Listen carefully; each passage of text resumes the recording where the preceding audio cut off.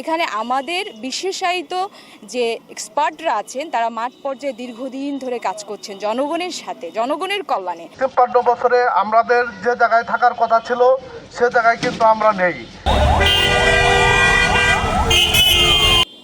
আন্তঃক্যাডার বৈষম্য নিরোধ পরিষদের কেন্দ্রীয় কর্মসূচির অংশ হিসেবে গোপালগঞ্জ জেলায় ২৫ ক্যাডারের সদস্যবৃন্দ আমরা এখানে একত্রিত হয়েছি। একটি বিশেষ ক্যাডার ব্যতীত বাকি সবারই পদোন্নতি আমরা নির্দিষ্ট সময় পর পর পাচ্ছি না, সব ধরনের ক্রাইটেরিয়া ফুলফিল করার পরেও।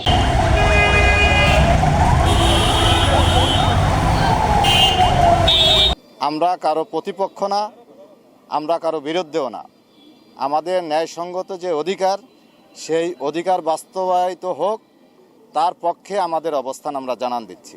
মূল দাবি হচ্ছে যার যার ক্যাডার তার তার মন্ত্রণালয়, এটি হচ্ছে আমাদের মূল দাবি। অর্থাৎ গ্রাসরুট থেকে একবারে মন্ত্রণালয়ের শীর্ষ পদ পর্যন্ত যে পদগুলো আছে স্ব ক্যাডার তারা সেখানে বহাল থাকবে, এটি হচ্ছে আমাদের দাবি। এখানে সরকারের ম্যান্ডেটটি দেওয়া আছে যে তারা যোগ্য ব্যক্তিকে বাছাই করে এই পদগুলোতে বসাবে, কিন্তু সেখানে সরকারকে ভুল বুঝিয়ে একটা বিশেষ ক্যাডার তারাই 75% তারাই যায় কোটা। অর্থাৎ আমি বিশেষ মৎস্য ক্যাডারে অন্তর্ভুক্ত আছি। আমার নীতি নির্ধারণী বাস্তবায়ন করে থাকেন মৎস্য প্রাণী সম্পদ মন্ত্রণালয়। কিন্তু এই নীতি নির্ধারণী লেভেলে আপনারা যারা সাধারণ জনগণ আছেন, সম্মানিত সাংবাদিকবৃন্দ আছেন, আপনারা যদি লক্ষ্য করে দেখেন এখানে আমাদের বিশেষায়িত যে এক্সপার্টরা আছেন তারা মাঠ পর্যায়ে দীর্ঘদিন ধরে কাজ করছেন জনগণের সাথে, জনগণের কল্যাণে। কিন্তু জনগণের জন্য কি ধরনের নীতি নির্ধারণ করা দরকার সেটি কিন্তু আমার সেক্টর ইমপ্লিমেন্টেশন করতে পারছে না। রাষ্ট্র সংস্কারের জন্য একটি কমিশন গঠন করা হয়েছে, জনপ্রশাসন সংস্কার কমিশন।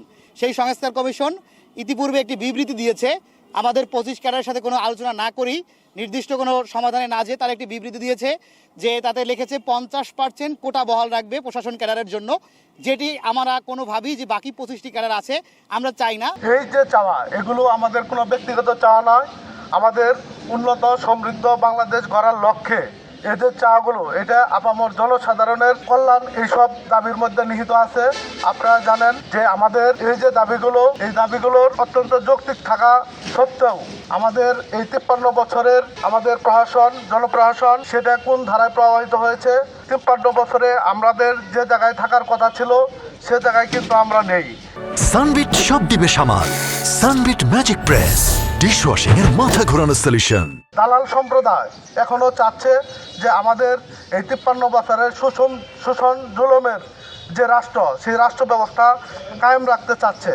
তা আমাদের ২৫ ক্যাডারের পক্ষ থেকে, আন্তঃক্যাডার বৈষম্য নিরসন পরিষদের পক্ষ থেকে আমরা এই জনপ্রশাসনকে জনবান্ধব করার জন্য আমাদের এই সংগ্রাম আমরা শুরু করেছি। ব্যক্তিগতভাবে আমাদের সমকক্ষ একই বিসিএসে অন্তর্ভুক্ত একটি বিশেষ ক্যাডার ব্যতীত বাকি সবারই পদোন্নতি আমরা নির্দিষ্ট সময় পর পর পাচ্ছি না, সব ধরনের ক্রাইটেরিয়া ফুলফিল করার পরেও। অর্থাৎ আমাদের যে স্বাভাবিক কার্যক্রম, আমাদের যে কর্মস্পৃহা বৃদ্ধির জন্য যে আমাদের সকল যোগ্যতা থাকার ফলেও আমরা পদোন্নতি পাচ্ছি না, ফলশ্রুতিতে অনেকেই ডিমোরালাইজ হয়ে যাচ্ছে। তার কাজটা হয়তো আরও ভালোভাবে, তো সেই ক্ষেত্রে দেখা যাচ্ছে এক পাচ্ছে আর বাকিরা কেউ পাচ্ছে না। তারা ভয় পায় মেধাকে। আমরা বলেছি উপসচিব কোনো কোটা থাকবে না, উপসচিব পদে মেধার ভিত্তিতে আসুন। আপনারা প্রশাসনকে লোক আছেন, আমরাও বিভিন্ন ক্যাডারের লোক আছি, পরীক্ষা দেই, যার যোগ্যতায় যাবে। কেন শুধুমাত্র প্রশাসন যাবে? এটা হতে পারে না।